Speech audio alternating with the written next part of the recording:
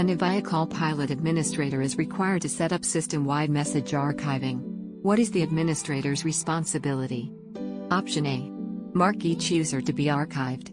Option B. Add IFPIN prefix to the stored address. Option C.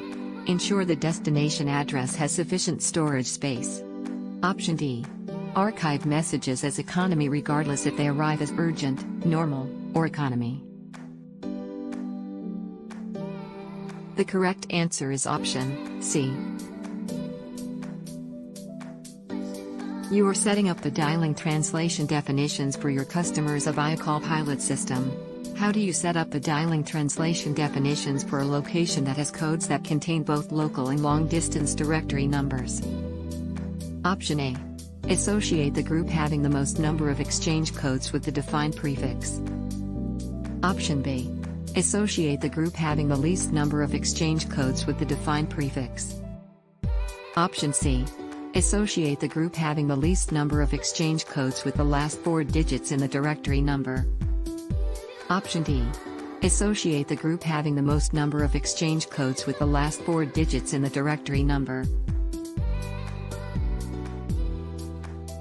The correct answer is option B. Avaya CallPilot has a function called Auto Delete, which the administrator uses to rapidly delete large numbers of users. The data input file must include specific information to perform this task. What information is required? Option A. Username. Option B. Location name. Option C.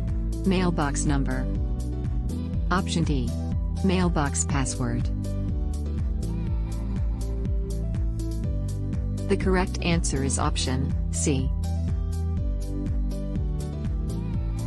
You are creating a shared distribution list, SDL, for your company. Which statement is true regarding SDLs? Option A. A dynamic SDL can be nested within a static SDL. Option B. A static SDL can be nested within a dynamic SDL. Option C. A dynamic SDL can contain a maximum of 999 entries. Option D. Once created, a static SDL can be converted later to a dynamic SDL. The correct answer is option A.